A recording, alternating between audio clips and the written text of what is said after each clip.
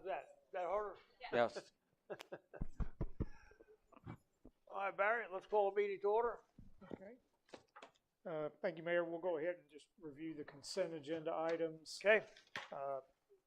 You have 7 items. The first 4 are sets of minutes from meetings that you held during the month of March, regular meeting, special meeting, workshop, and closed session.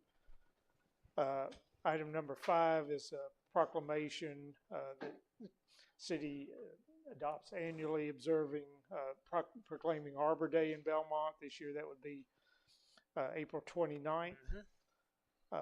Item number 6 is a consultant selection for land development code review and missing middle updates. This is following up on discussions council has had previously looking at the code about various housing types and types that we may prefer to see added to the code that we don't have currently. Planning conducted a process of receiving quotations or qualifications from 4 different firms. Out of that, they have recommended accepting a proposal from Central Iowa Regional Council, which was attached to that agenda material for your review. And then the final consent agenda item is approval of a declaration of surplus property vehicles. You had received those earlier. There was a revised list that was put out this evening from Public Works. They have removed one of the vehicles that was on the initial list, so there's one less for Public Works than you had seen in the original version. So that's briefly the consent agenda. If anybody has any questions on any of those, we'll be glad to entertain those. I just have a couple. With regard to the consultant for the missing middle, I would assume that once we accept this proposal, that the contract would still be negotiated. Is that correct? Well, the fee is in there. Right. It would just be the actual. Okay. Well, there was a footnote that said the fee might go down depending on which types of housing we ultimately decided to. And Tiffany, you correct me if I know Central Iowa typically when they submit theirs, they don't call it a contract. It's a work order or something of that nature. Yeah. Okay. All right. Very good. You have to get a member with them, right? Yes. Yes. My other question, just more out of curiosity, when we list these surplus vehicles on the government auction websites, like what? I mean, do we get pennies on the dollar? What do we actually get? Do we get anything substantive from them? I'm not sure who can answer that, but I recall years past, you would get more for a lot of these vehicles than you think you would. It would be 6 figures. I'd be 5 figures. I'm sorry. Not 6. That's pretty good. That's very good market. I was using decimals. Somebody want to make a motion to approve the consent agenda? I'll be happy to do that when we get into the regular meeting. Okay. All right. Jim, you want to do the invocation? Well, I think we need to, if there's, Barry, is there anything else on the? Unless there are any other consent agenda questions for the review portion. No. And if not, we can just go to the call to order. Yeah. Okay. Well, that would, okay. Great. Once you call us to order. Let's call the meeting to order. All right, I'm ready. Let's bow our heads and pray. Heavenly Father, we thank you for the blessings you've bestowed on our community. We ask that you watch over our citizens, that you grant us wisdom and guidance in what we have to deliberate on today. We pray for all those who've been negatively impacted by the recent severe weather around the country, and we ask for your continued blessing, and we do all this in your name. Amen. Amen. Well, do you want to do the invocation? I Pledge allegiance to the flag of the United States of America, and to the republic for which it stands, one nation, under God, indivisible, with liberty and justice for all. Okay.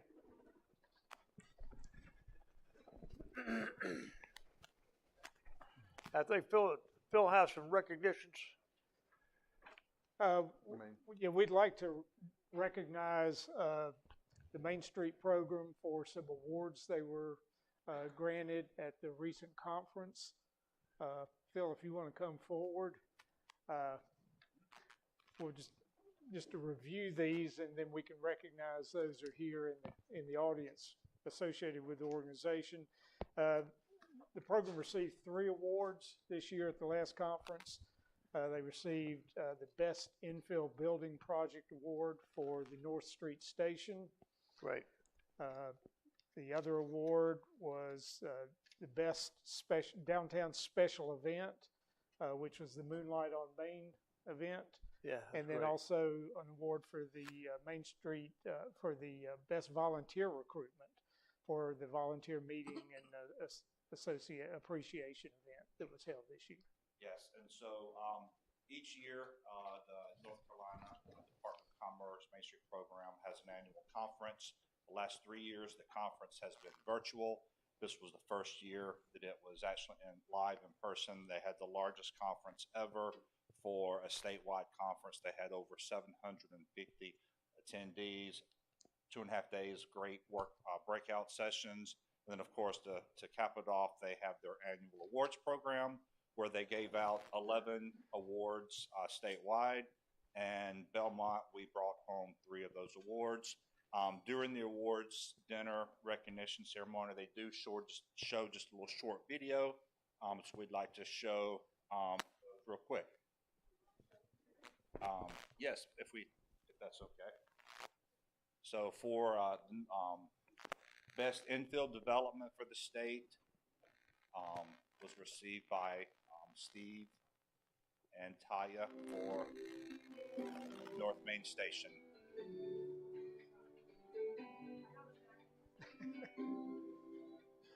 The original Belmont train station was constructed in 1910 as a water stop for trains along the Norfolk Southern Railway. The station is now a popular restaurant and bar with a cycle shop in the rear. Realizing the need for additional retail and restaurant space in downtown Belmont, the owners of the train station, Instep Properties, undertook a $1.3 million new construction project called the North Main Station, located directly behind the original station. No new construction had taken place in downtown Belmont since 1970, leaving a great need for additional downtown commercial space. Instep Properties, with assistance from the Belmont Main Street Program and the Gaston County Historic Commission, began a 5,800 square foot new building project. The building was designed to complement the original train station. The Belmont Main Street Director and Design Committee worked with the property owner on the building design. The Promotions Committee assisted in marketing the property, and the Economic Vitality Committee helped recruit new businesses to downtown Belmont. The economic impact of this effort is 2 new businesses, a yoga studio and farm-to-table restaurant with a bakery. 26 new full-time jobs and 29 part-time jobs also resulted from this project.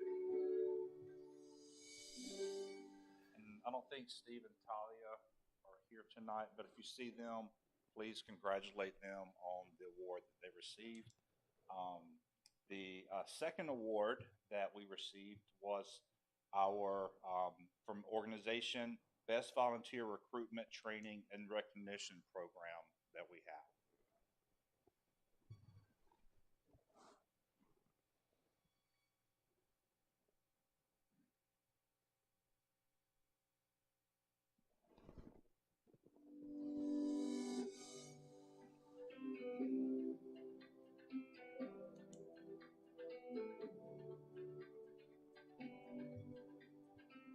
Volunteers are essential to every Main Street organization.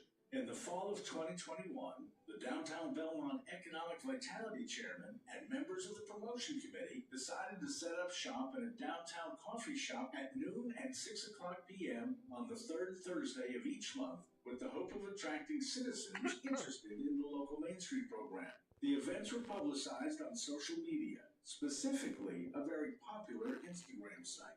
Anyone who showed an interest in the downtown received an email welcoming them to the organization. The result was 100 new volunteers at events or becoming members of downtown committees.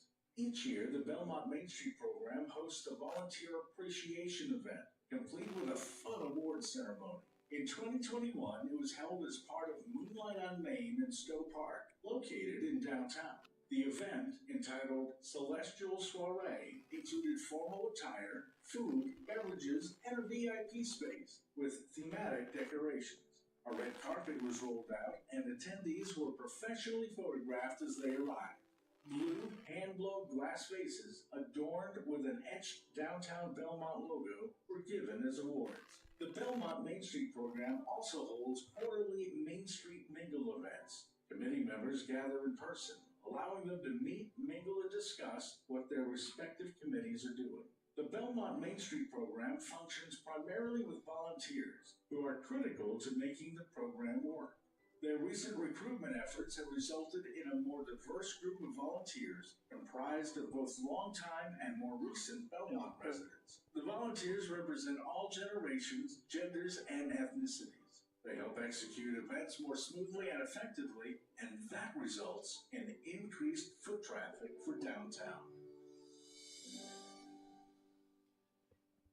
And I'd like to give some shout out to three people who really developed this program and run it for us. That's Jennifer Church and Al Wall, and then Eileen Embledge, who is our volunteer coordinator. So thank y'all very much for your efforts there.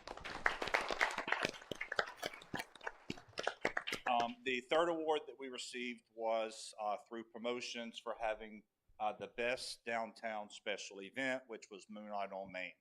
Yeah, that was great.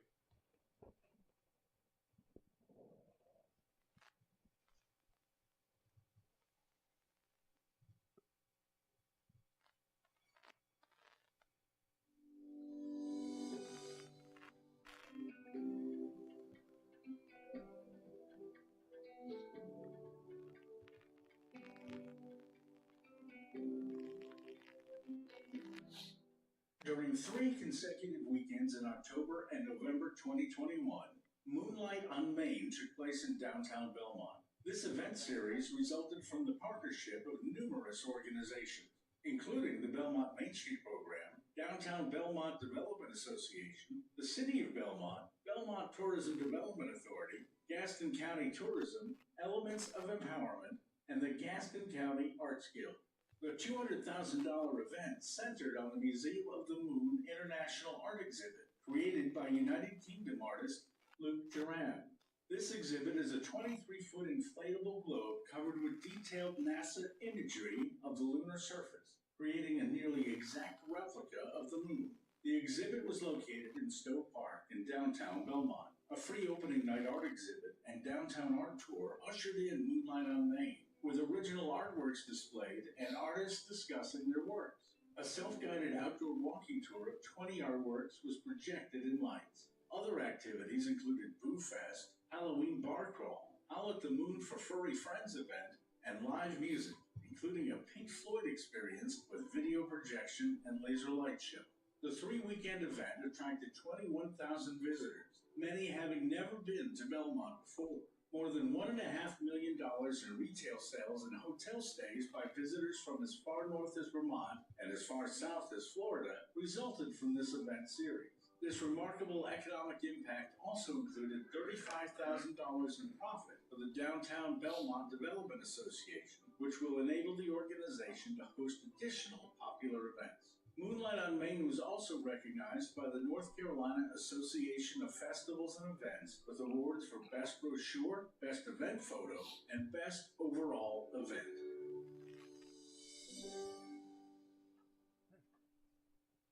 So I'd like to call out our board members and maybe ask them to stand, because they really put a lot of time and effort, a lot of volunteer hours into a lot of events to make downtown what it is. So I'd like to call them out, please.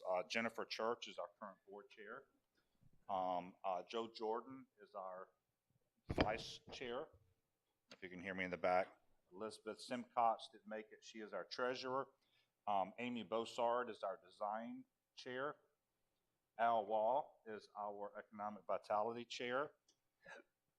Seth Sharon is our organization chair, along with Kelly Glantz. They're not with us tonight. Susan Martello, board member, is not with us.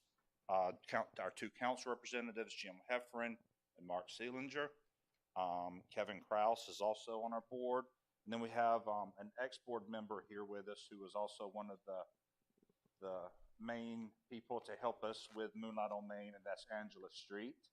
And then, of course, one of our staff, Cassidy Lackey, is also here tonight, and I think that's everyone. So thank you for your volunteer efforts and all you do for the city of Belmont.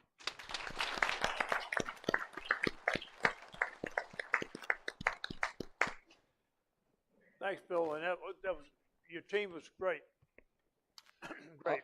I'll move to set the agenda for the regular meeting. We got moved to set the agenda. Second. Do I have a second? All in favor, say aye. Aye. All right, agenda set. I'll also move to approve the consent agenda. Second. All in favor, say aye. Aye. Okay. Very good. I got some people signed up here. Speak.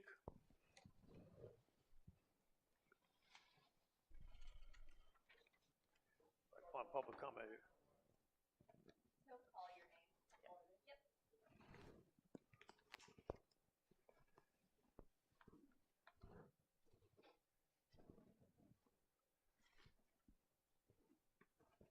Okay, C1.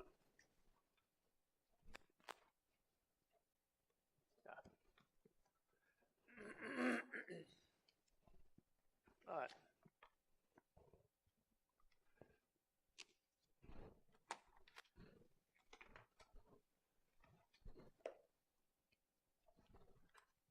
If I can find C1, I'll be doing good. Here we go. All right.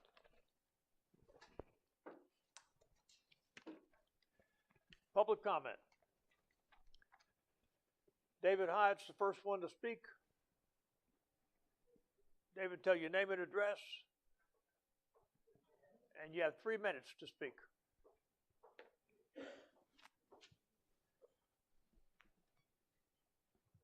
My name is David Hyatt, 120 Park Street here in Belmont. Mayor, members of City Council, good evening. My name is David Hyatt, and I am the pastor of Park Street United Methodist Church. For the last 5 years, Park Street has been actively looking for new and creative ways to be in mission and in ministry with the Belmont community. We've engaged in conversations with church members, with business leaders, city government officials, and numerous other voices throughout the community. The point of these conversations was to discern a way that we could be better stewards of the blessings that we have as a church, in particular, the blessing of our church property. The results of these conversations led us to begin exploring the prospect of senior housing, and eventually we were introduced to a provider that shares many of the same concerns and values that we do as a church. Traditionally, senior housing facilities tend to pull people away from community. We often build these facilities out of sight and out of mind, with little to no regard for the communal relationships necessary for people to not just live, but to thrive. Our goal is to build 100 units of independent senior living on our church campus in an attempt to make sure that our community's older adults have a chance to stay connected. However, our hopes have been stalled by the recent passage of the text amendment that limits the building of apartments.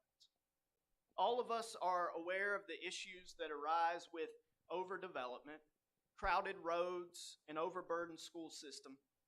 However, the recent text amendment does not take into consideration projects like ours, a project that will have zero impact on schools and little to no impact on traffic. I'm here tonight to speak on behalf of Park Street United Methodist Church, our leadership, and our members to ask the council to look into this matter. We believe that the current text amendment as it's written does not provide the provisions for projects such as ours, a project designed to keep our retired teachers, first responders, and business owners a part of our community for as long as possible. It is the vision of this very city council that Belmont be a vibrant, multi-generational community that incorporates small town charm and heritage with an entrepreneurial spirit. And we believe our proposal for our site helps to achieve just that.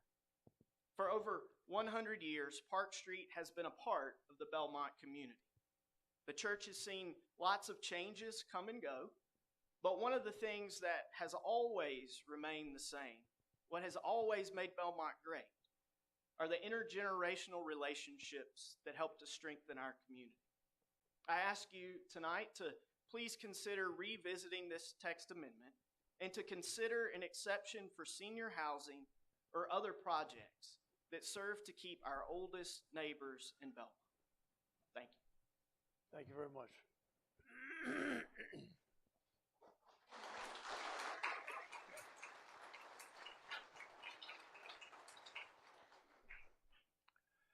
All right, next we have signed up to speak Chris Harden.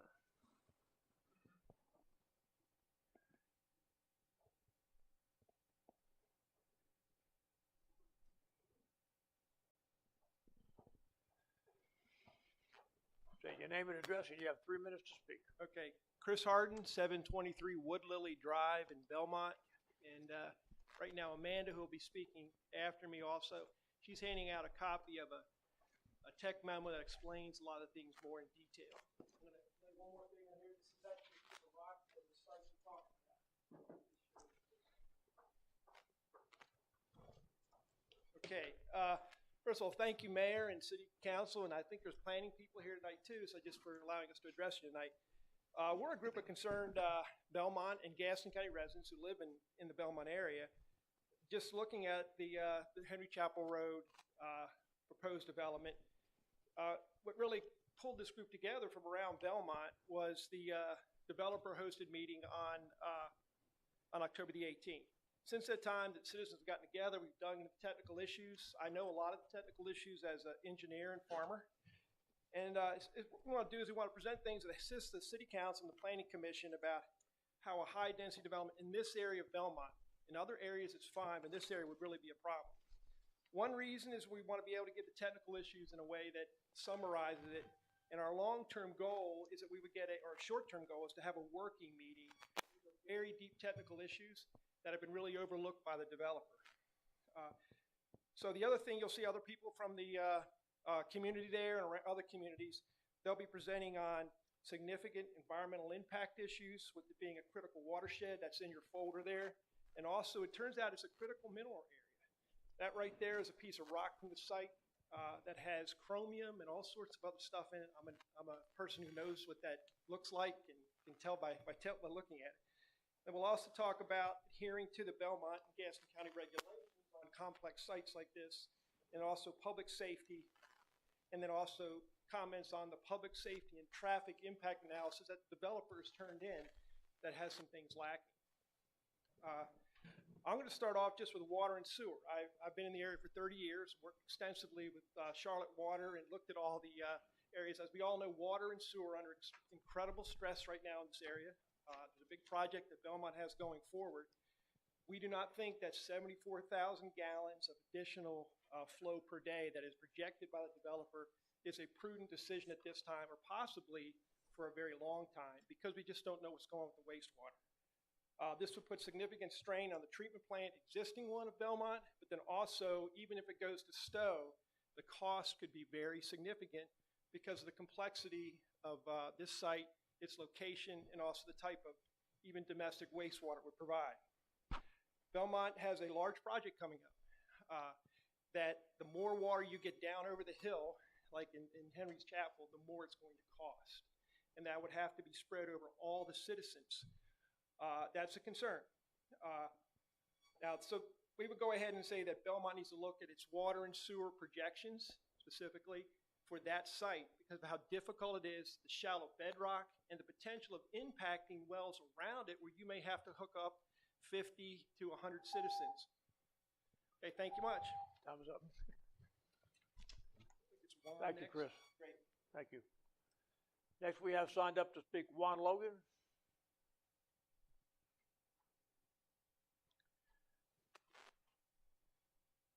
Say your name and address, and we got 3 minutes to speak. Juan Logan, 305 Henry Chapel Road here in Belmont.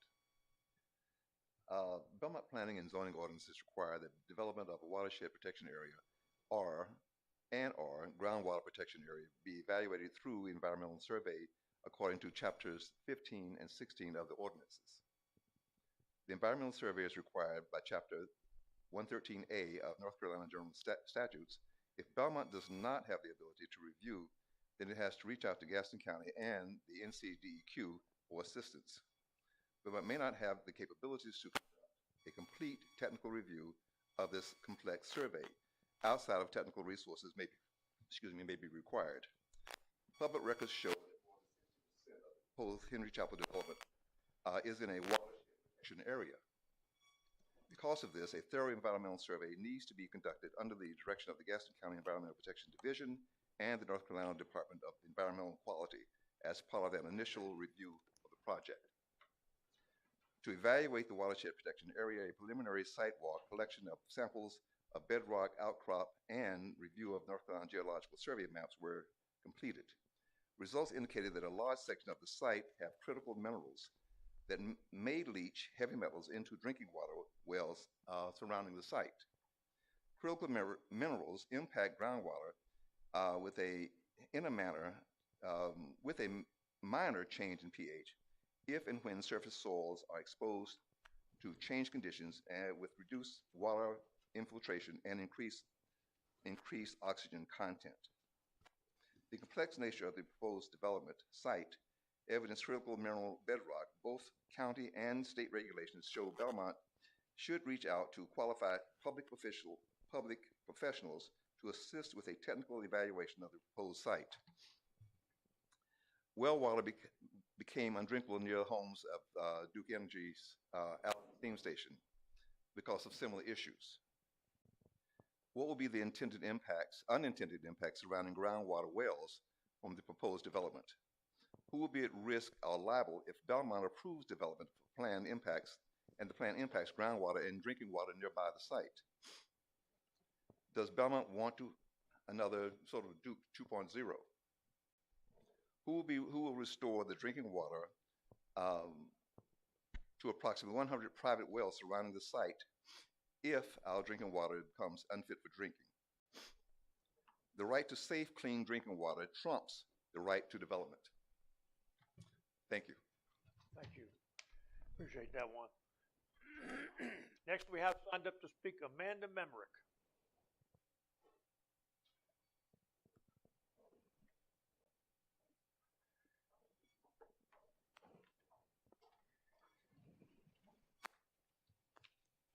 My name is Amanda Memrick, and I live at 104 Timber Ridge Road. I'm here representing the States neighborhood, and I'm speaking about adhering to existing planning ordinances for Belmont and Gaston County. Chapters 15 and 16 of Belmont's Planning and Zoning Ordinance require an extensive environmental survey to be conducted for watershed protection areas and sites with critical minerals and complex geological conditions. Public records and preliminary bedrock samples show that the proposed Henry Chapel development will require an in-depth environmental survey to fulfill both local and state regulatory requirements. According to Chapter 16, and I quote, "The watershed protection provisions of this ordinance shall take precedence over all other provisions of this ordinance with regard to density, open space dedication, and built-upon areas." Has the developer submitted a plan that addresses the watershed protection requirements of the Belmont Planning Ordinance along with county and state requirements? Has an environmental survey been conducted to fulfill state and county requirements? Who will oversee this environmental survey? The developer has not complied with Belmont's own ordinances. The current plan does not meet city, county, and state requirements for environmental survey and protection. The topographic map submitted by the developer is not an adequate environmental survey for a critical watershed area. If the developer's application does not follow the requirements of Belmont's own ordinances, it should be rejected. Thank you. Thank you, Amanda. Next, we have signed up to speak Kathy Ron.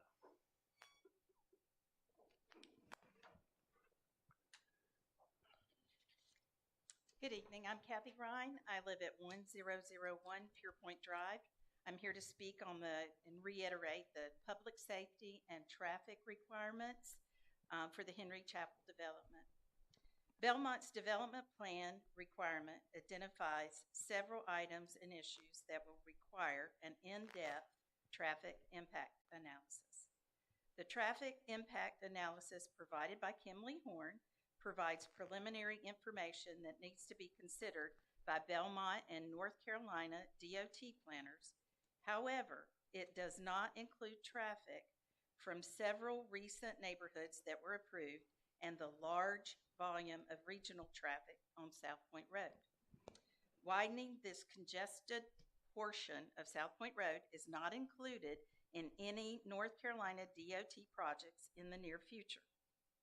The State Transportation Improvement Program's current 10-year capital plan for projects covers years 2020 through 2029. The 2024 through the 2033 plan is scheduled to be finalized in May of this year, 2023, but this section noted of South Point Road is not included in either plan. According to the report, based on North Carolina DOT AADT maps, South Point Road has experienced 7.7% annual growth between 2012 and 2018, south of the proposed site near the Plant Allen Road, and a 5.8% annual growth rate between the same time frame just north of the site in the vicinity of Forest Hill Road. The traffic study did not take this annual growth into account when calculating the traffic volume. The non-specific growth rate determined and agreed to be used to calculate the basis 2023, 2024, 2025, 2026, and 2031 background traffic volumes was identified as 2.5% per year. We respectfully submit that Belmont needs to conduct its own in-depth traffic study based on current traffic. Thank you. Thanks, Kathy. Next, we have signed up to speak Smitty Ron. Smitty Hanks, rather. I'm sorry. I have trouble with this. I'm Smitty Hanks. I live at 610 Davis River Road. Thank you for having us tonight. But I'm a member of the Lake Wylie Marine Commission. I've been on the commission for 8 years. I've been chairman for 4. But tonight I'm here as a citizen. This Henry's Chapel project, I have a number of concerns about it, but I want to talk to you about one. The site plan that they shows 600 plus homes, 620, 640, something like that. And it's drawn in nice lines. And but if you go to the GIS map and pull up the topographical map of this area, it's hills and gullies. This property is, and I'm talking deep gullies. We're talking 60 to 80 foot deep gullies, and not just one. They leave a green space in the center, but they're showing houses that are going to be in the gully. They're not going to do that. They're going to try to flatten this property. And this is critical watershed. This is the drinking water of Belmont. This is the drinking water of TKK. This is the drinking water of Rock Hill. This is an interstate lake. This is a federally controlled lake. And Belmont's got to be very careful what they release into that lake. And I'm afraid the developer has not shown how they're going to achieve this density. And I feel like you really, before you approve this plan, you need to be confident in what they're doing is environmentally friendly to this community. There's a serious danger of damaging this lake, and it would not be fixable. It would be a permanent. Thank you for your time. Thank you very much. Next, we have Jeff Harden signed up to speak.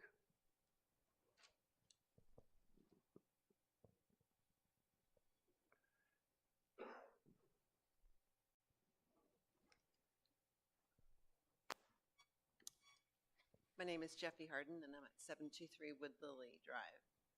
I've been a resident of Belmont for 4 years, and I'm not going to go into the technical aspects of this Henry Rhodes proposal, but in the last year or so, in conversing with businesses in Belmont, school teachers, school personnel, church members in Belmont, I've not heard a single person or business who's in favor of this proposal.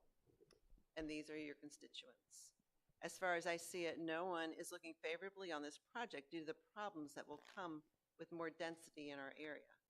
As a newcomer of 4 years, I'm not saying no growth, but rather smart growth for all of our residents and businesses in Belmont. I'm now going to yield the rest of my time to Chris Harden.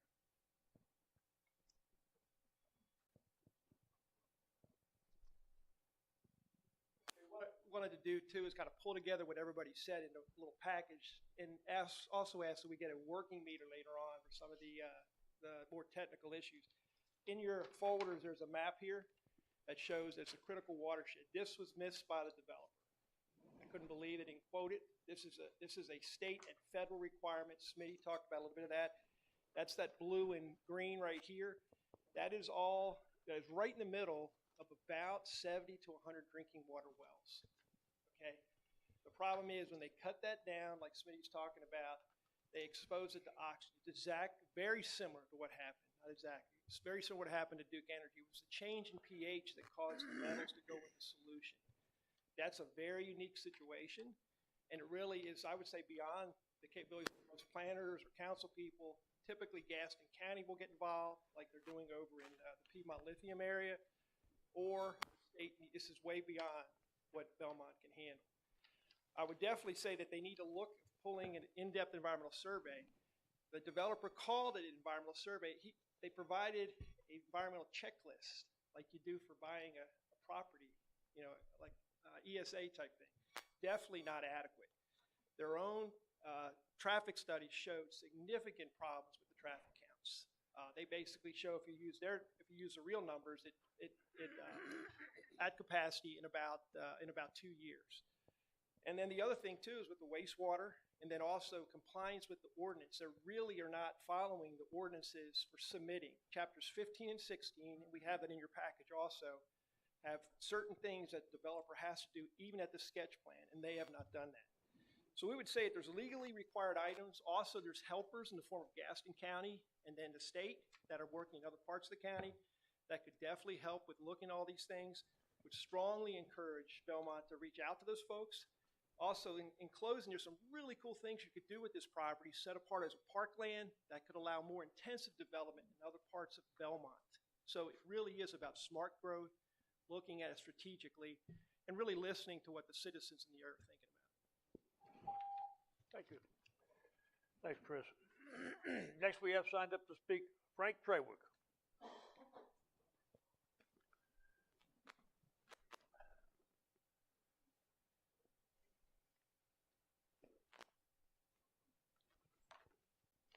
I'm Frank Trawick, 45 McLeod Avenue in Belmont. Thank you for this opportunity. In regards to the rezoning consideration for the Park Street project, we're obviously not a developer, but we're asking, as a long-time member of this community, our church has been here over 100 years, and this is a progressive thing for a church to be doing for sure. But we feel like it's an integral part. It's a mission, as David called it, and it's also going to be real important in the existence of our church down the road. So these units are going to be really nice. The people living there have to be 55 or older, where they will receive all their meals and utilities in their monthly fees. They don't. History has shown that most of them don't have a car. So we're going to maybe see some old people walking, but not many driving. So anyway, it's nice and flat down in East Belmont. And one more thing. There's been a lot of talk about the connection between uptown and downtown and East Belmont. That's important to get all this together. Well, this seems to be a perfect opportunity to jump on this thing and get these nice units right there where people can see them. Yeah. To go along with the Chronicle Mill. Seems perfect. Thank you for your consideration. Thank you, Frank.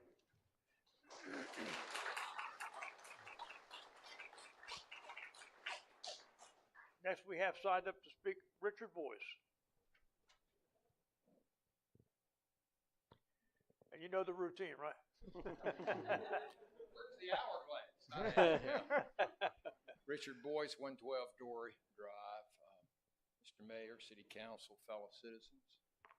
Feels like home here, folks. Large group of citizens urging you to slow down and say no. And another group of longtime Belmont residents and faithful church members saying, give us some flexibility. I just remind you way back in 2005 when we adopted our first comprehensive land use plan, we tried to agree that we're not about no growth or any growth, but appropriate growth. We also tried to argue against low density versus high density, but appropriate density in the right place. I'm not prepared to speak so much on the proposal down South Point Road. I remember what we called the Belmont landing strip that at one point we said no to. I urge you to look at that carefully. I stand to speak strongly in favor, though, of this creative and progressive and imaginative offer from Park Street United Methodist Church. I'm not clear about all the details of your recent ordinance regarding apartments only on Wilkinson Boulevard. I am clear about one of the aspects of our comp plan, which was a desire, as Frank just mentioned, to unite our downtown and East Belmont. I never could quite figure out how to get over the big space that is Park Street United Methodist Church to connect.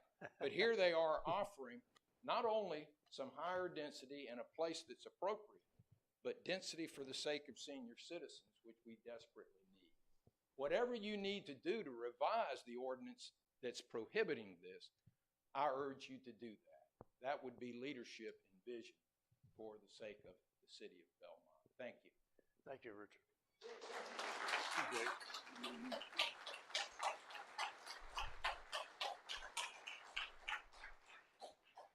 All right, that concludes our public comment. Next, we have a public hearing. If I may, I know we're not supposed to respond to comments, but we can direct staff to follow up. Is that correct? Sure. And I've been advised today in terms of environmental surveys and whatever that there might be some direction that we can provide regarding the provision of such a survey as required by state law. Is that correct, Planning Director? Sure, that's the project that was spoken to.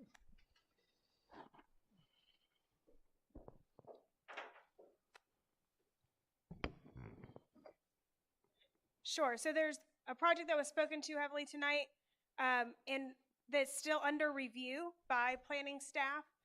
And in doing so, at the time of schematic plan, one of the provisions within Chapter 16 of our ordinance does note that on a discretionary site-specific basis that we can require an environmental impact statement pursuant to Chapter 113A of North Carolina General Statutes if the development exceeds 2 acres in size and if the planning board deems it necessary because of the nature of the land or peculiarities in the proposed design. And so this project that has been referenced tonight has not yet made it to planning board, but there is a provision in our ordinance that would allow for that option to be considered. And I guess my question, whether we can direct that question be presented to the planning board for its consideration, since that is something that the planning board does. Sure, the planning board has not yet met in April, as the beginning of the month, so we can add that question to the planning board at that next meeting. Would that be? Yeah, I mean, I don't think we should take any shortcuts when it comes to ensuring the integrity of our drinking water. So I agree as well. And I would believe that environmental impact survey. Am I saying it correct? Is that the Environmental impact statement. statement? Is that, and that's in state law 130? Is that what was being referenced by some of the speakers here tonight? I believe so. Okay. That is different in our sketch plan process. There is reference to an environmental survey that's outlined, and there are very basic provisions with the environmental survey as outlined in our ordinance. It's my understanding that the environmental impact statement at the schematic plan level would be more detailed in its analysis. I kind of just have a follow-up question, since again this is the first major development that I've sat at the table from to start to by the time it comes to us. Is this an option, or is this something that we require all large developers to do for a piece of tract of land like this? It is on a discretionary site-specific basis per our ordinance. Just as a point, can we look at that, making it mandatory to look at in the future? I think that would probably be appropriate. Sure, we can certainly analyze that and bring back some more information for your consideration. Thank you. I have one comment. I would be interested, I think some of the members who presented expressed an interest in meeting with, I guess, a combination of staff and council to go over some of the technical data. If that is agreeable and permitted, I would be interested in staff possibly looking into that. I think that's fine, but we need to make sure procedurally we're doing what we're supposed to do with regard to how everything is set up. So I think we need to send that to staff and let them recommend to us what we should do. Well, I don't disagree. That's why I codified it with procedurally and if it's proper to do. And we basically put this on the agenda, which, because I'm happy to do that, but it concerns me because this is not how we're normally going through our process. So just keep that in mind as we're looking at this, because we've been very careful to just listen and then send information to staff, which is what I think we need to do, as opposed to thinking about, okay, well, maybe various things that we need to consider. Sure, and staff is standing by for your guidance and direction. But if it's discretionary and up to staff and up to the planning board, I think it's appropriate that we say that is a question that we would like to be put to the planning board. Well, and we then said that, so I don't think we need to belabor the point. That's what my concern is at this point. Yeah. Because we can't solve the problem right now. We're just directing staff to work on it. Right. Sure. Okay. Be good. Thank you. And just as regards, I know we're getting way off track here, but as regards to the concerns from the church, would anticipating some of their concerns in the scope development for the consultant we just approved, would that be appropriate? I think that would be no problem to add that into the COGS charge to look at this situation. With the senior housing? I mean, it would expand the scope somewhat from what they've been asked to do. Well, if it's possible to look at that while we're looking at the missing middle, because I think the two kind of complement each other. To clarify your direction. The Park Street project. Well, are you asking staff to look at that concurrently? Centralina. No. Into the COG directive. Into the COG study. Yeah, because it sounded like the scope on that was not yet nailed down. So since it sounded like there was an opportunity there to do some scope development, since we had. Okay, yes, that's all I was asking. All right. Thank you. Yeah. Oh, we have a public hearing for major development plan process. A request to change the current major development plan process to conditional zoning and amend the associated thresholds. Do we have a motion to go in public hearing? I will motion to go in public I'll hearing. second. Motion and a second. All in favor say aye. Aye. Aye. All right, we're in public hearing. Thank you.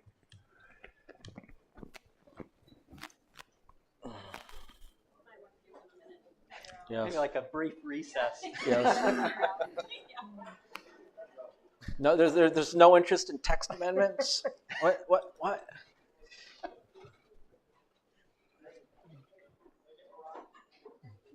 Oh, we were going to keep that. No, I'm just kidding. No, I'm just joking. Put it over there next to me. Will it glow? I mean, that would be kind of cool.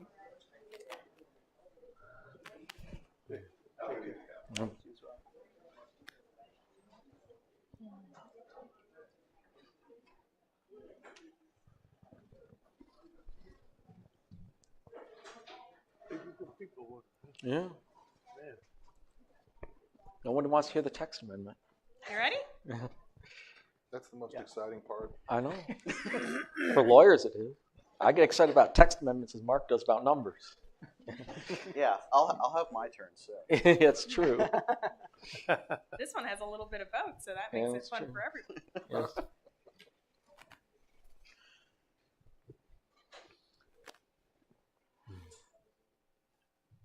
All right. So this request is text amendment TA 2022.03, and the request originally, as presented to staff, was to look at changing the current major development plan process to conditional zoning and to amend the associated thresholds accordingly. The background for this item is that City Council had requested planning staff work with Planning and Zoning Board to evaluate an alternative process for our current major development plan process and to evaluate the thresholds that we had in place. So just wanted to recap a little bit of the timeline about how we got to where we are today. So this item was originally brought to Planning and Zoning Board for initial discussion back in August of 2022 after receiving direction from City Council. There was then a subsequent follow-up discussion in September. It was determined that this item might best be served in a joint discussion between Planning and Zoning Board and City Council at a workshop in October. And so in November, this item was discussed at a City Council workshop, and conditional zoning was determined to be the preferred process to replace the major development plan process we have in place today. Staff was directed at that time to work with Planning Board on the thresholds as they stand. And so in December, we brought that to Planning and Zoning Board and discussed that and ultimately reached a consensus at the December Planning Board meeting. So the consensus reached is that conditional zoning would be preferred as a process for any project that requires a transportation impact analysis or a transportation technical memorandum, any residential subdivision of 50 lots or greater, any non-residential subdivision of 4 lots or more, and any project that has cumulative building square footages of 100,000 square feet in the highway, commercial, and business campus districts, 50,000 square feet in the institutional campus district, and 30,000 square feet in all other zoning districts. And so if it were to hit any one of those listed thresholds, that would be a trigger for utilizing the conditional zoning process. After reaching that consensus, we did hold a joint discussion at the February Planning and Zoning Board meeting and invited City Council to attend. At that meeting, North Carolina General Statute 160D, Article 8, related to subdivisions, was reviewed, as well as guidance issued by the School of Government, which led to a consensus among Planning Board and City Council from staff's understanding to define major subdivision as a land use with some additional requirements within Chapter 6, and to outline major subdivision as a development plan type within Chapter 15 with an outlined review process. There was a shared desire at that meeting to amend the text so that conditional zoning could be utilized for all new projects that were above the identified thresholds. And ultimately, staff revised the draft text to reflect that shared consensus and presented the draft text before you tonight at Planning Board's March 16th meeting. And so those proposed amendments that are before you tonight for consideration include revisions to Chapter 2, Chapter 6, Chapter 8, Chapter 11, Chapter 15, and Chapter 19 of the Land Development Code. In Chapter 2, this eliminates the definition of major development plan, and it does not add any new ones, as definitions already exist for development, site plan, site-specific plan, as well as subdivision. In Chapter 8, it changes any references from major development plan to major developments or subdivisions. And in Chapter 19, it amends Planning Board's responsibility to read to review and make a recommendation on all land use legislative actions, including rezonings and text amendments. The meat of the changes really lie in two chapters, in Chapter 6 and Chapter 15. And so we'll go over those in a little bit more detail now. In Chapter 6, the purpose of that chapter is that Belmont finds that there are certain uses that exist that may be constructed, continued, or expanded, provided that they meet certain mitigating performance standards specific to their design or operation. And so in this section, it is to add major subdivision as a use that warrants these certain mitigating performance standards, and to go ahead and outline them for anyone interested in any new developments here in Belmont on what the expectation would be. And so there are 5 points proposed for your consideration. A would be that subdivisions with 50 residential lots or more must have a minimum of 2 entrances into the development, 2 access points. That's coming as a recommendation from the fire department for emergency service access. B relates to the proposed thresholds for when conditional zoning as a process for review would take place. And again, that's any time that a major subdivision would require a TIA or TTM, anytime a subdivision has 50 or more residential lots, if it's residential, or 4 or more non-residential lots. Based off planning board feedback, it was important to have clarified that anything under that threshold still gets review, but that the review proposed would be differentiated, and that ones that fall under that threshold would receive and require review by the city's technical review committee, which is known as TRC, which is comprised of department heads from all of the various departments, utilities, engineering, public safety, planning, as well as Gaston County building inspections. And this would allow for comment and coordination with all applicable city departments prior to any approval of these projects. And then D and E are based off of suggestions and recommendations by the School of Government and others from the APA of North Carolina, including for utilities and infrastructure, a developer or property owner may elect to go ahead and improve or install all the infrastructure as needed to adequately serve the subdivision, or wait to construct the subdivision until capacity exists to accommodate the proposed use, subject to continuation of their vesting rights, or enter into a development agreement with the city to address necessary public facilities per the outlined General Statute 160D 1006. E would allow the city to have discretion on issuance of a driveway permit, subject to required transportation improvements as outlined and allowed by the appropriate General Statute 160A 307. And so those were based off of recommendations of what limitations and requirements we as a municipality can regulate as it relates to subdivisions and transportation improvements. Furthermore, in Chapter 15, the updates in your proposed text include to eliminate a plan definition for major development plan, as we're proposing to eliminate this process, to amend plan definitions and requirements for both site plan and minor subdivisions within Chapter 15, add a plan definition for major subdivision, which is by nature anything larger than the definition as outlined for a minor subdivision, remove the actual section for major development plan process that would outline a flow chart and associated narrative, and replace any reference to major development plan with different word choices that more accurately reflect the proposed process moving forward. With that, again, Planning Board discussed this item at its March 16th, 2023 Planning Board meeting, and ultimately unanimously recommended the text amendment 7-0 as modified. Their modified amendments include, again, clarification that TRC review will be required for all major subdivisions under the thresholds as outlined for conditional zoning.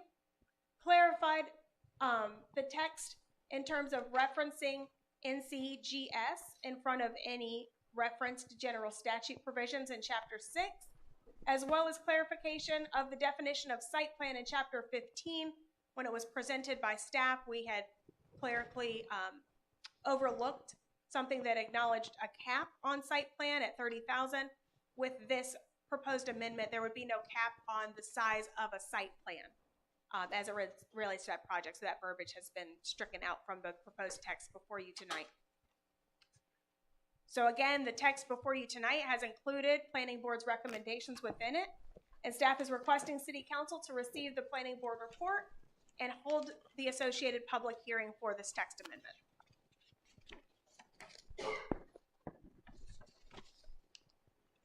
If you have any questions, I stand by.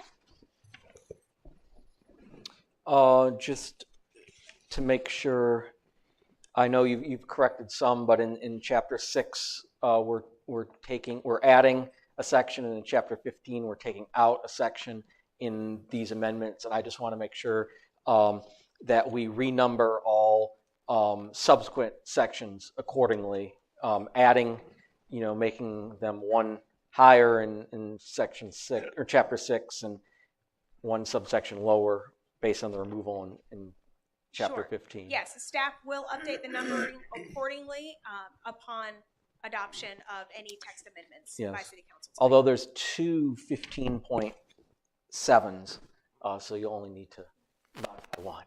Wonderful. Yes. We'll go through and make sure before we finalize all numbering is coordinated accordingly. I have one other question. I'm just curious, the number of lots, 50 residential lots, how was that number arrived at? Sure, and so that number actually came from the most recent update for our transportation impact analysis ordinance, in which on the peninsula, we lowered the threshold for a transportation analysis to 50. And so as a threshold, some consistency was utilized with the comfort level there for additional traffic analysis, and then also just extending that to assign a number threshold for subdivisions that would qualify. But all that being said, even if there was a subdivision that was, let's say, 49 lots, but that subdivision triggered the need for a transportation technical memorandum or a full-blown TIA, it would still be required to go through the conditional zoning process. Okay. Anybody have any other questions? Can you just switch back to that slide one more time in regards to kind of what exactly we're looking at, we'll potentially review? I'm mainly looking at the industrial side, the warehousing side, because I know we had some comments, and I think I saw it in there in regards to looking at it in aggregate as opposed to individual business. So let's say I own like X amount of acres and I have 3 buildings. Right. Well, it's only per building as opposed to aggregate, right? All It together. currently is that way, right? And so if you were to build a building form in the current major development plan process, and it was 29,999 square feet to date, that would not trigger the need for a major development plan.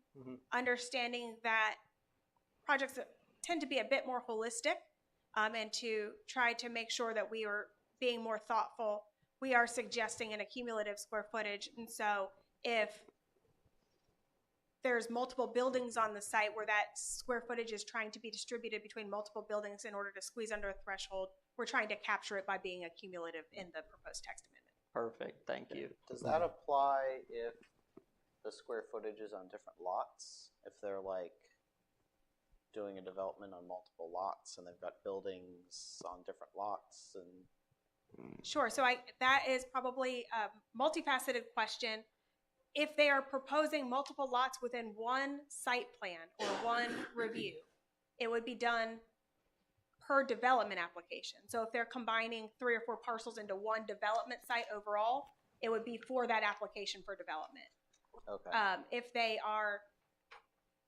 If we have one developer that has 2 different development applications on 2 separate lots within their ownership, then that would be a different finding. Right, yeah, I mean, my concern is like if you've got a site that's, contiguous and they chop it up and it's like 20, 20, 20, but it's really like 60, but if you do it across 3 lots. Right, so we would know those subdivisions would have to come through us as well. So we would know whether or not it was subdivided in preparation for development. Okay. To know, hey, wait a minute, you just did that a couple months ago, so wait, let's have this larger conversation. Okay. Yep. Okay. Anybody have any other questions for Tiffany? Just revisit my first question. Was there any consideration or debate about the threshold? I mean, would it be wise to go any lower than that? There was several conversations.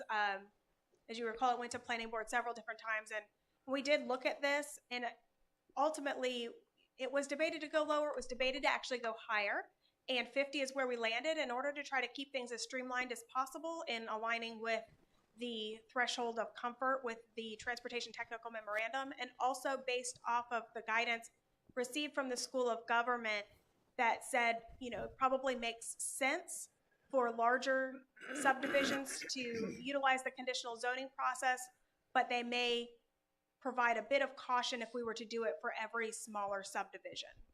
And so we just, after going back and forth, landed at 50 because it had been used at another location in our ordinance, so for as much consistency as possible. Just, did you have anything else? No. Just out of curiosity, is that not relative to the size of the city? So what constitutes a small subdivision versus a large subdivision, right? So is it not like relative to us? The only reason why I'm kind of thinking of this is the development across from Stowe Manor.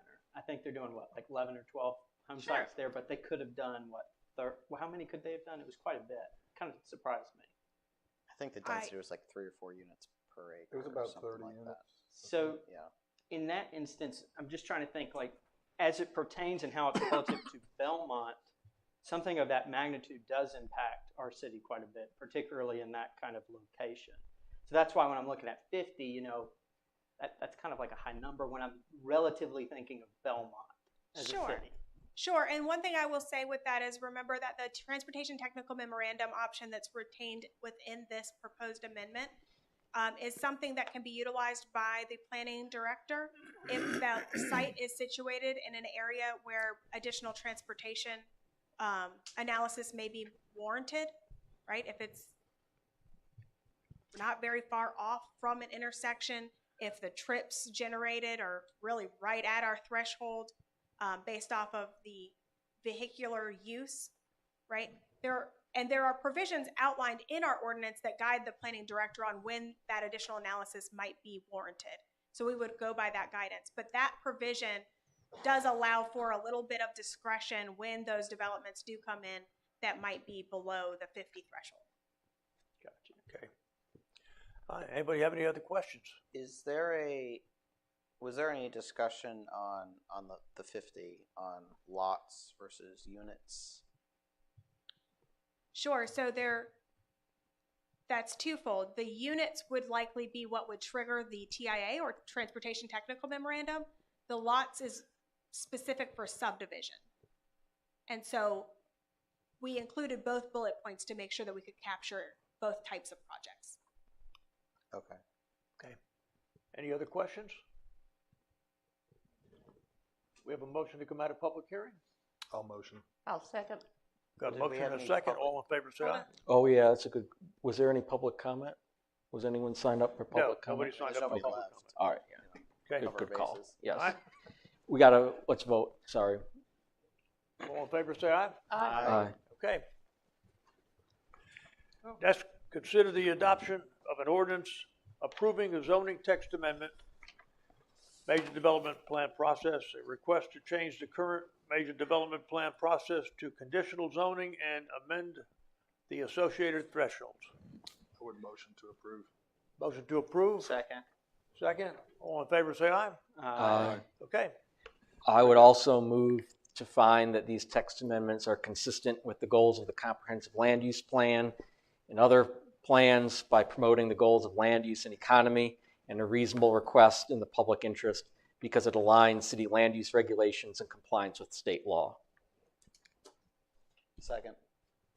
All in favor, say aye. Aye. Okay. All right. Thank you, Tiffany. Thank you.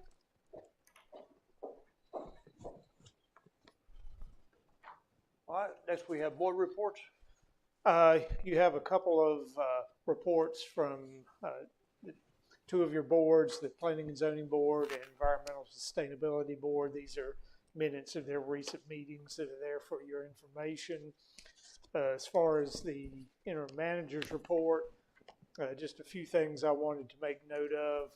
The information in the package includes the reference to your upcoming scheduled workshop on Monday, April 17th, 2 weeks from tonight, and also the reference to the League of Municipalities City Vision Conference, April 25th through 27th in Concord. I did want to make note, we do have the special meeting this Wednesday here at 6 o'clock, a joint meeting with the Cramerton Board of Commissioners. We did get confirmation from them. They will be here. I think they have one board member who would not be able to attend, but the rest will be here that evening to just have an open discussion about some issues of mutual interest to both towns.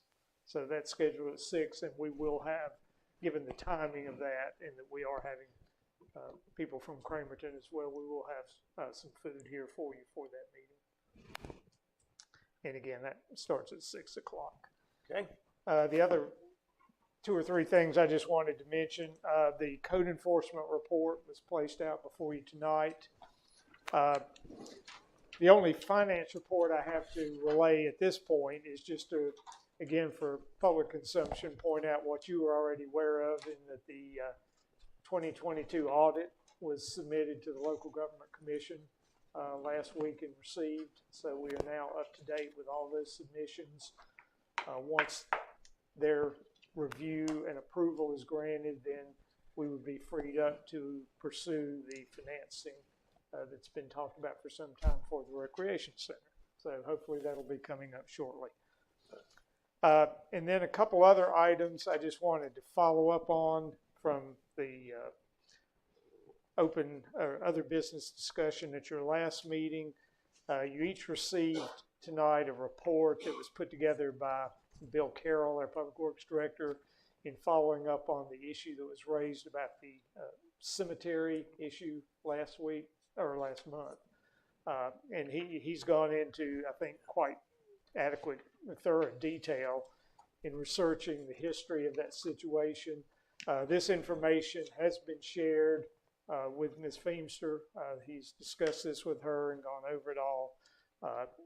Basically, the records as they stand and all the follow-up information showed that the properties or burial properties are as they should be based on those records, that there was no evidence of any nature that would indicate a need to relocate any burials from the sites that they're currently occupying. And again, as I say, this has been shared with the family, and also they were offered the opportunity, should any additional information related to ownership as it's passed through family members be located and brought forward, we would certainly revisit that and look at it at that time. And then the final thing, I just wanted to reference this. We had gone back and looked at it because it just sounded a little off when we heard the figure at the last meeting about the last time we had purchased a ladder truck, a used ladder truck back in 2014, and we found the reference to that in minutes and financial records. The actual purchase price for that truck was $370,000. So I just wanted to clarify that. So that's all I have for tonight. Thank you, Mayor. All right. Other business. Mark, we'll start with you. Yes, I was just going through this. Yes. So just wanted to thank the staff involved with the audit work. I should have, as we did online, call out, Jared, Finance Director Jared Piles and his staff really put a lot of effort in. Yes. I think the city owes them a debt of gratitude, so thank you for that. Let's not use the term debt. Yeah, I was going to say. Yes, I know, that's enough other debts. Yes. The only other question I had, as far as the code enforcement, I know there was a note on here at one point about researching an ordinance regarding the overnight parking of commercial vehicles in parking lots. Are we still researching? Well, because it's still going on at the Walmart, and I noticed that that activity is also spread to the former Bilo shopping center as well. So I was just interested if we are still looking into that or not. Yes, we are mainly researching other cities to see what ordinance they have. Okay. Okay. Martha? Two items. Wanted to publicly thank Barry Webb. He ran at the community run for Keep Belmont Beautiful. He's done that in the past, and so we begged and pleaded for him to do this again. He placed second. Well, again, don't use the term run. Well, no, you were a runner, Barry. At what speed you ran, we're not discussing, okay? But thank you for doing that. That helps a whole lot. You have to have a runner, and it's wonderful to place because it gets you higher up. The other thing I had spoken with regard to the Willering property, we do have written permission from the Beamster family to have that the appraisal and survey done. So we got that this past week. Good. Awesome. Good. Thank you, Martha. Yes. Mm-hmm. Okay. Go San Diego State. Jim? Yes. A couple things. Again, I'd like to thank the finance department and Jared and everyone for all their work and getting us all caught up on the audits. It's great to finally have everything submitted and to be up to date. I know we've had like monthly financial reports while this process has been going on, and the audit has now been submitted. I would just propose perhaps having quarterly finance reports going forward, not necessarily just about the audits, but based on some of our discussions at the workshop where perhaps some things were of surprise to us or we weren't necessarily aware. Just where are we? Are there any anomalies? Is there something we might be concerned about? Have we spent more money? Have we taken in more money than anticipated at this point in the year? How does sales tax look? Those sorts of things, maybe on a quarterly basis, just so we're kept up to date and we can be attuned if there's something like out of the ordinary that bears watching.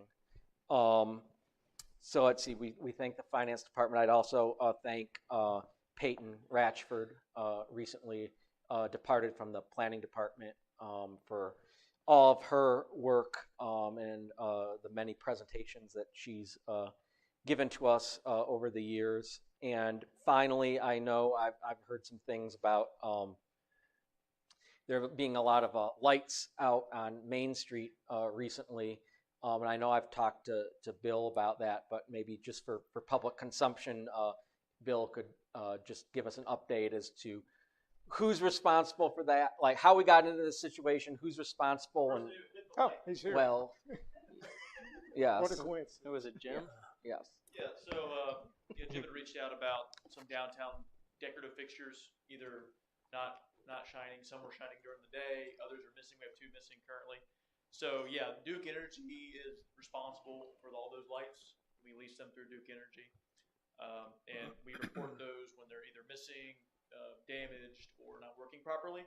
So I have communicated with Duke Energy about that, and I think they're having some trouble with decorative lighting. I'm not sure exactly. I can't speak to that, but it has been reported to them. They're aware of the issue, and hopefully we'll resolve it. Okay. Because I guess it was just so like we can't just go and screw in a light bulb and fix it, eh? No, we cannot. How many? What are you talking about? Yes. All right. That was. Not our fixtures to Okay. maintain. All right. Well, that was. Energy's fixtures to maintain. Okay. Very good. The only some light poles that we put up through a private contractor, like parks, may be ours, but most light fixtures throughout the entire town are either Duke Energy or Rutherford Electric in certain parts down. Yeah. So if citizens are being told by you that they're the city's responsibility, that is not correct. That was a question, a big question on social media. And if anybody ever has a question about it, they can shoot me an email or give us a call, and we can report it for them on their behalf. If they Right, we've done that before. Exactly. Yeah. But if there also is, Duke Energy does have an online portal. You Google Duke Energy streetlights. You can go online. It's got a map located. You can click the light and order it to be repaired. So it's actually pretty simple, but we can't do it. Everyone in the city do that for Main Street, would they move faster? Maybe. I don't know. You seem to have their ear. They seem to respond to you when you fill it out.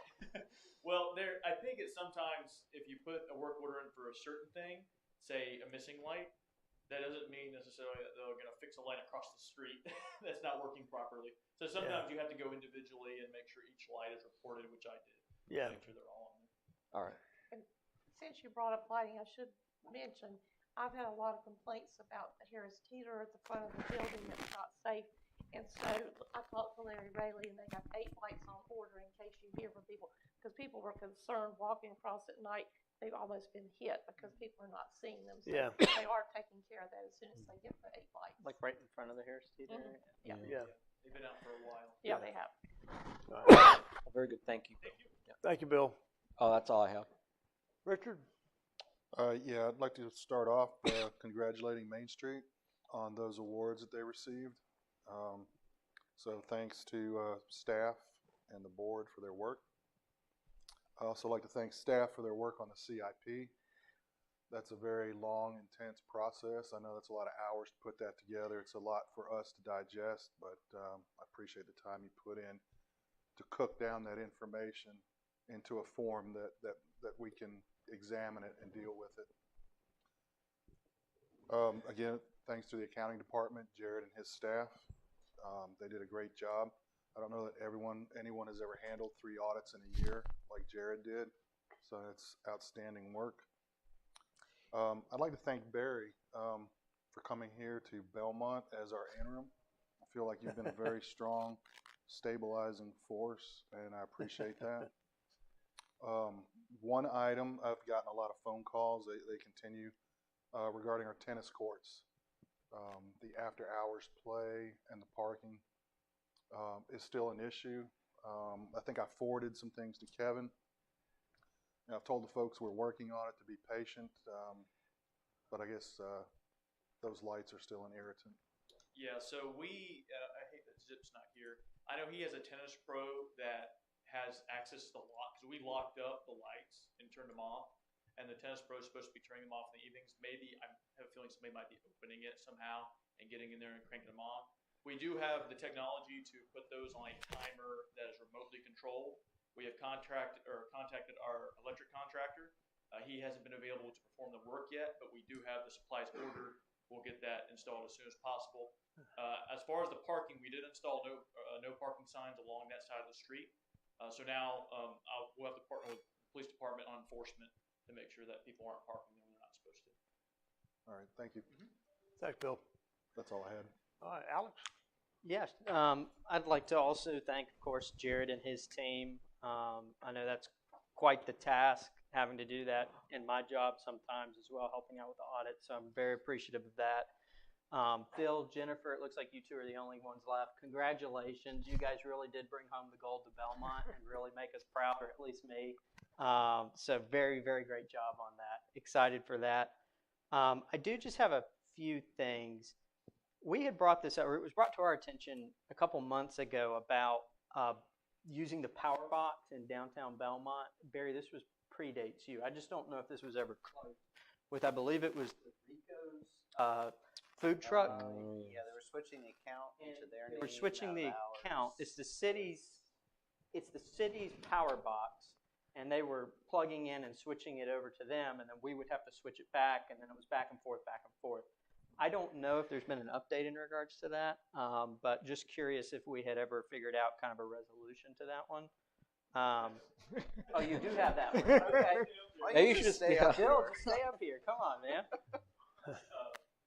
So yeah, that's been an ongoing cycle. We're not paying the power bill right now. Okay. The problem with it was we were going to send a notice that we were going to remove that electric meter. The only problem is I don't have any information available that is our meter because it's technically under Duke says they installed the meter, which I don't think is true, but that's the concern, is we don't know when the meter was installed. I'm not aware of that. So they're being billed for it. I think it's still a concern, though. The good thing is we have other electric outlets available for all of our downtown events, and that's why it hasn't come to a head and been a problem as of yet. But it's still a concern, although they're paying for it. We're not sure who owns the Is there like liability associated with that if it's ours versus theirs? Or, sorry, Duke liability Energy's? for. Let's say something happens, God forbid, to Rico's and it's actually in our name. Are we liable for that because they're hooking Well, up? it's not in our name. Okay, so it's not I in our can name. confirm Okay. the meter is not in our name. It is theirs, but it is in public right of way. And also their electric cord does cross our site. So I know there's maybe some concerns there. But, that's kind of a larger discussion. I can work with Arthur Poland and the police department more on that to see what the right answer is. But I don't want to be too combative with the business owner, if I can help it. But because what may end up happening is if we pull out that meter, we may not be able to, because I don't want to send my contract after the pull meter that's not ours. That can be problematic. But No, I love that place. Me and my wife go there all the time. But I didn't know if that was ever resolved. I just remember it was brought up. I think as it was a kind of put dispute. on it was no longer a problem because we had other outlets available to use. Okay. So it was kind of put on the back burner. It wasn't a priority for us to go after since it Phil wasn't hurting is us. trying to get the floor. Yes, Bill. Oh, it has?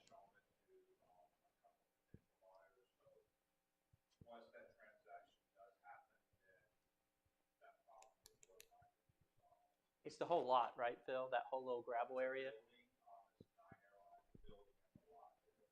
Oh, okay. Yeah. Parking, yeah. No kidding. So yeah, to answer your question broadly, we haven't looked too much at it since it's not been a problem, but we can look at it. If it's not an issue, obviously don't rock the boat. I just didn't know where that was.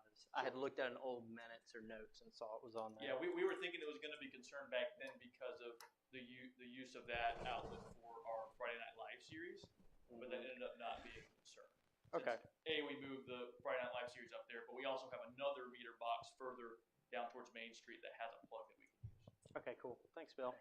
We've got some food truck regulations in the works, right? I feel like I saw those somewhere. They're under review.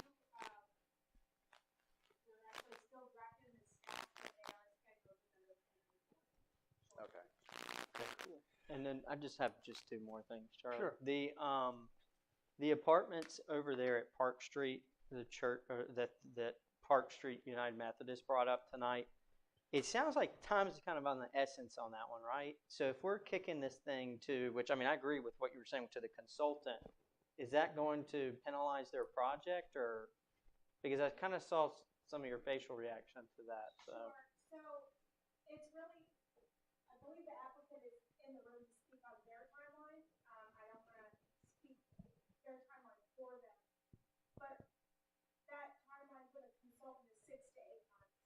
So right now, it's not that they can't file, but because of the way the ordinance reads, staff can't offer support for the application based on how it's filed.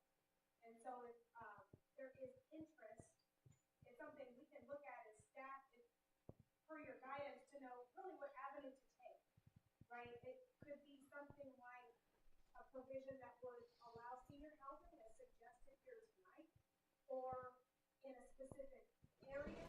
It can really be crafted however city council is most comfortable.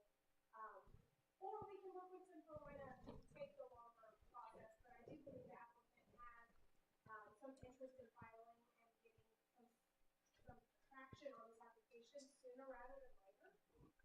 I don't think it was ever council intent. Yeah. I think we understood that we would have to make accommodations for senior housing, but we needed to move forward with broader language at that time. Tiffany, how many apartments do they want to build in there? 100. Well, it's 100 units. I personally would not be opposed to looking. I was talking to Barry before the meeting, looking at alternatives or adding in exclusions or something like that to the current text amendment. But I can't speak for everybody else. I think that's why we referred to staff so that they can come back to us Well, with some ideas. the original one was that we would wait until the consultant. I'm just saying, I don't know if time is of the essence, so that we might want to. Well, I don't either because we don't have a proposal in hand. Well, so. my thought was that, it seems like there's a way to weave this into what we were already trying to do, which is why I thought having the consultant look at it at the same time they're looking at middle housing made sense. Because my understanding of that process was they were going to look at density in the city, figure out where it makes sense to have that, and then draft an ordinance that supports this middle housing accordingly. They will. I believe that their efforts will be primarily focused, however, on the forms and the density rather than specific usage like senior housing, affordable housing, or caveat uses that you guys might be interested in allowing on a case-by-case basis. Yeah. Well, that sounds more like we don't need to have COG involved in this part of it. Is that what you would think or not? That's just something that we can propose some solutions for your consideration. Okay. In understanding where the prioritization of council may be. I think there are a few different strategies that could be implemented that would allow that particular project to move forward, and then provide you some flexibility on how little or how much of some other types of projects that might be. Yeah. To also be considered. We just need some direction to know how narrow focus Okay. or, Yeah, well, it concerns, I'm sure, all of us that the thought is that we're not supportive of this, but we didn't know we needed to be supportive of this at this point. So now that we know that, we'll certainly, consider it seriously. So staff can come up with some strategies to brainstorm. I would say just to see which direction, and then work with the planning board if you would like us to adjust or refine. I think that's appropriate. Yeah, that I sounds don't fine. know if everyone else. No problem. That'd be quicker. I was in favor of flexibility from the get-go, so yes, I would be supportive of this. Okay. Yeah. Sorry, I'm good. Yeah, that's fine. Anybody want to make a motion to adjourn? Was that Motion it, to or did you adjourn. I thought you said. It's okay. I can do it next time. Yeah. Well, do you want me to? Do you want? Well, I don't want to. We don't want to cut you off. Well, everyone's in a rush. I'm not. The only thing We're that only in this like an hour. It's like I'm still getting warmed up. Yeah. the only thing that I kind of want to just throw out there, just for kind of more towards council to think about as we head into the budget, is potentially looking at unique other options of revenue streams in regards to providing type of, whether it be repaving or road construction. Just a thought that occurred to me because I was talking to some of the Oak Island folks, is having paid parking, however, particularly issuing passes to citizens and residents of the city, more towards targeted towards kind of the tourism that we bring in. I think that would be an interesting indicator to see what our tourism revenues coming in from parking. Again, this is just kind of a thought process as we head into the budget season for this. I'd just be. I don't know all the schematics to that. Yeah, are you aware of any other I just know there might be some constitutional concerns with. Hendersonville just rolled out, I think, something very similar to what Okay. you're thinking, where they made all of their city lots paid, but they gave the residents an opportunity to get these like permits. Exactly. That I forget the specifics, but it basically allows them to get downtown free. I think. Just thinking of other revenue streams to help with type of these. So. I mean, I'm interested in it. I just it seems like a dormant commerce clause issue, but we can discuss. Yes, we can discuss. Just a thought. That's all. Yes. That's right. Thank you, Allison. Yep. All right. Now, does anybody want to make a motion to adjourn? Second. All in favor? Aye. Meeting's adjourned.